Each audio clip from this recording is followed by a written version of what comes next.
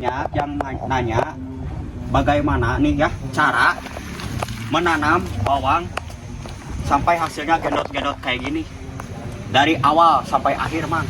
Coba bisa dijelaskan, siapa tahu ada netizen yang mau belajar ke kita gitu ya.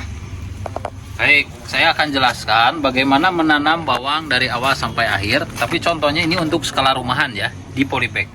Pertama siapkan bibit dulu, tapi bibitnya jangan yang masih atau baru dipanen. Kita simpan dulu. Jadi pertama kita harus siapin bibitnya. Bibitnya itu harus yang sudah agak lama disimpan setelah dipanen. Setelah dipanen. Nah, setelah beberapa itu yang udah dipanen berapa hari itu disimpan kayak kira-kira? Kurang lebih 3 sampai 4 bulan lah cukup. Oh. Nah, setelah udah 4 bulan disimpan, itu apa yang kita lakukan? Nah, ini saya kasih contoh, ini bibit ya bawang yang sudah agak lama disimpan setelah dipanen. Kita siapkan, lalu kita pisah-pisahkan ya, pisah-pisahkan karena penanamannya itu satu bibit atau satu siung. Seperti ini, Mang Bon. Setelah sudah dipisahkan seperti itu, apakah dicuci dulu atau langsung eksekusi? Ya, kalau pencucian itu justru setelah panen. Jadi sebelum disimpan harus sudah bersih. Oh, iya. Bisa menggunakan bahan kimia yang lain supaya tidak terserang bakteri. Ada bahan kimianya. Oh. Nah, kita lanjut ya. Nah, kelanjutannya itu si bibitnya itu digeminain tuh, Bang. Nah, setelah itu ini yang penting ya, kita potong bagian atasnya ini. Hati-hati, ini bagian bawah yang ada akarnya. Ini bagian atasnya. Kita sopak atau kita potong bagian atasnya seperti ini. Gitu. Jadi jangan langsung ditanam seperti ini. Misalnya ini kan belum dipotong nih. Kita tanam langsung ya. Nah, ini tidak boleh karena nanti kemungkinan besar akan lama atau mungkin bisa busuk. Nah, setelah dipotong, apa langkah yang dilakukan lagi, Mang? Oke, kita lanjut ya. Setelah dipotong seperti ini, kita masukkan ke media tanam yang sudah saya simpan di polybag ini. Nah, seperti ini saja, dibenamkan atau ditanam, ditekan ke bawah, tapi jangan sampai terkubur sepenuhnya. Nanti takutnya busuk ya. Jadi sebetulnya penanaman itu semudah ini saja.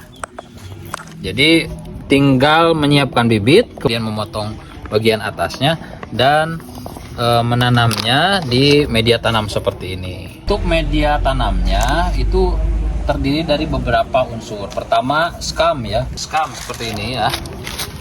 Saya sengaja ini ada scum yang tidak dibakar dan ada scum bakar. Nanti kita bikin video khusus menjelaskan bagaimana membuat scum bakar.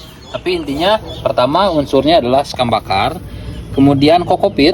Nanti bisa dilihatkan fotonya kokopit seperti apa. Kemudian pupuk ya, kotoran hewan. Nanti bisa kita lihatkan foto daripada kotoran hewannya. Rasionya saya memilih 1:1 saja. Jadi 1 bagian scum bakar, 1 bagian kokopit, 1 bagian pupuk kandang. Dan tentu saja media terpenting yaitu tanah ya. Jadi soil atau tanah itu. Kita gabung ke 4 unsur itu, lalu kita masukkan ke polybag seperti ini. Nah, ya. Berarti untuk skala rumahan bagusnya itu di polybag ya, Mang? Bagusnya di polybag. Nah, polybag seperti ini ya. Bagi teman-teman yang belum tahu polybag itu seperti apa, nah ini penampakannya seperti ini. Ya, ini polybag. Polybag ini ada ukurannya. Biasanya di labelnya atau di mereknya sudah tertera. Ini ukurannya 30, 15, 30. Ini panjang 30 cm, 15-nya lebarnya, kemudian tingginya 30 cm. Nah, seperti ini ya.